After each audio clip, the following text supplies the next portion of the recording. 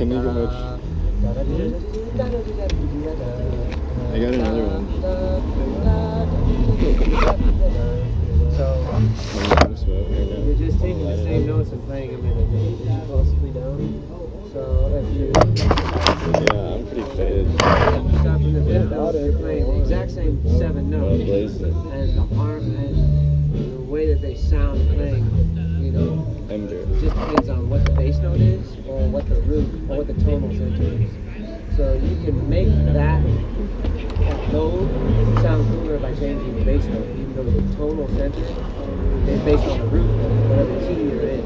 So to change the bass note and put a full chord over the top of it, and you play in that mode, all of a sudden it sounds like it's somewhere else, even though you're centering around the root and like the tonal center that's not where the bass note is. So that's what makes music really fun for us jazz music. It's all about.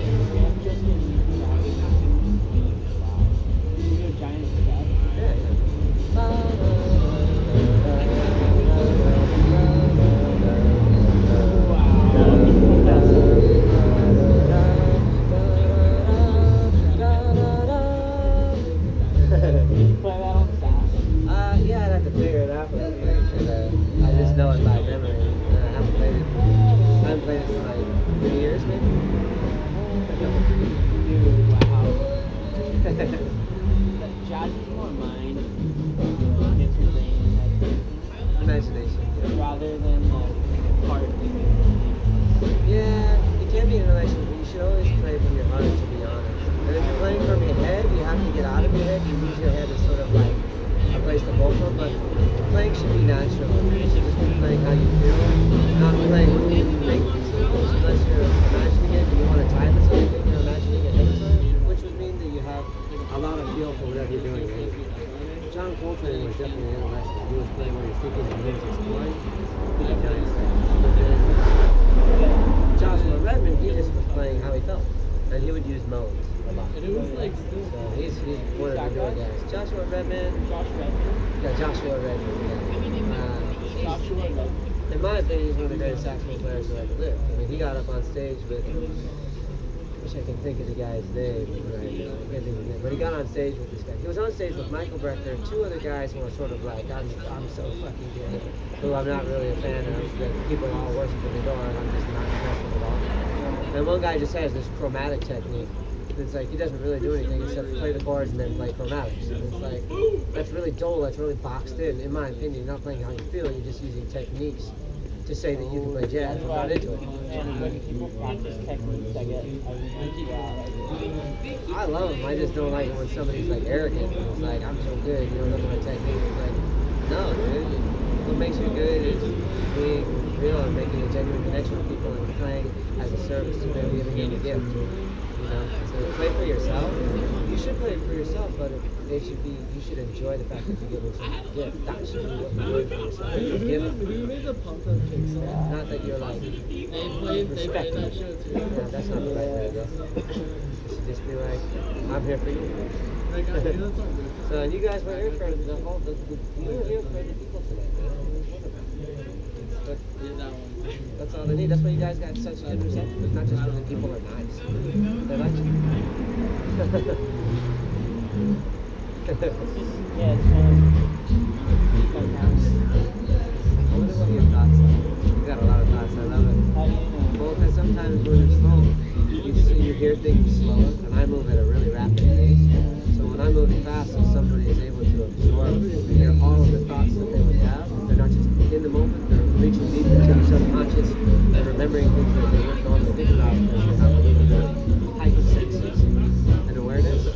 The combination of my energy and that energy is really helpful. I do think a lot. That's good. You're not really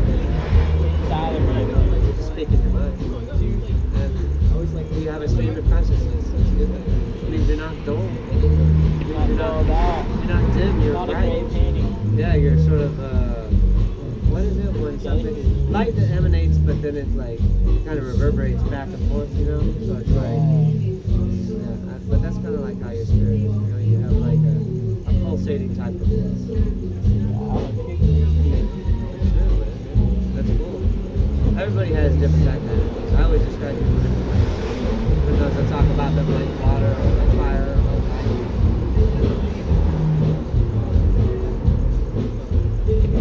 been doing a lot in the past. I don't know. Sometimes you see a picture of somebody, or you see how they're going to be in the future, or you feel like their emotions that are in their hearts make some sense. I don't know if it's for everybody. Some people say I'm a Libra or what. But I think everybody's it's like it's a superhuman power, but it's not mystical. It's just natural. Yeah. Yeah. So yes. Yeah. So it's not a negative connotation. Mystic has people be like, oh, some conservative people look at it like, you're way out there, man. You're like Pluto, man. You're gone.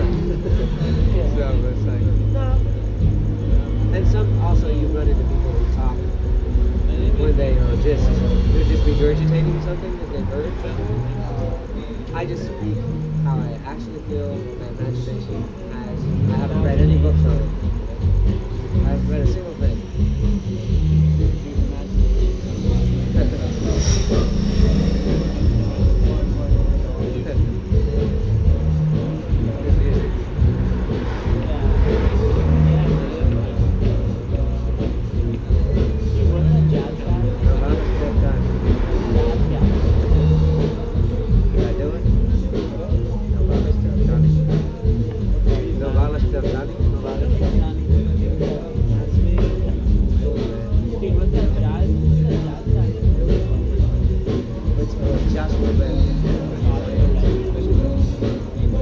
His album has a lot of albums. My favorite one is Beyond. And listen from start to finish and put it on really quick. And he has a song, the last one is called A Life with a question mark. A Life. And it ends on the note that doesn't finish the song, and then when you start it over again, it's the note that finishes the song, but that's the note that the song starts on. So when you loop it, you're just like, yeah, they did, totally. I don't know if he did it on purpose, but fuck, it sure does sound like it. Maybe it was just subconscious. I don't know if it was a conscious choice on his part, but it's my favorite song. There's another song by Charlie Hunter. You guys know Charlie Hunter? You're gonna fucking dig that guy. 7-string guitar, custom string, fan, frets, 2 bass notes, and he plays the bass lines and the guitar and the guitar chords at the same time while he's playing the fucking note. So he's like ding dong, ding dong, and he's like while that ding dong, ding dong, ding dong. Fuck me, yeah, he's fucking one of a kind. Nobody fucking does what he does. The only guy that even remotely comes close to him is Ben Lacey. That's it. Who's this guy? His name's Charlie Hunter. Charlie Hunter. Shit, I'll give you a list. There's Ben Lacey, there's Stanley Jordan, and he plays the guitar like a piano. Ben Lacey does percussion guitar like so many people do nowadays, but he pioneered it. And then fucking Charlie Hunter. He doesn't do percussion guitar, so sweet, but he plays melody, chords, and bass at the same time on a custom guitar that like nobody has. And he makes songs his own because he finds a way to fit them. Charlie Hunter. Yeah. Charlie Hunter, Joshua Redman. Yeah, that's right. Okay.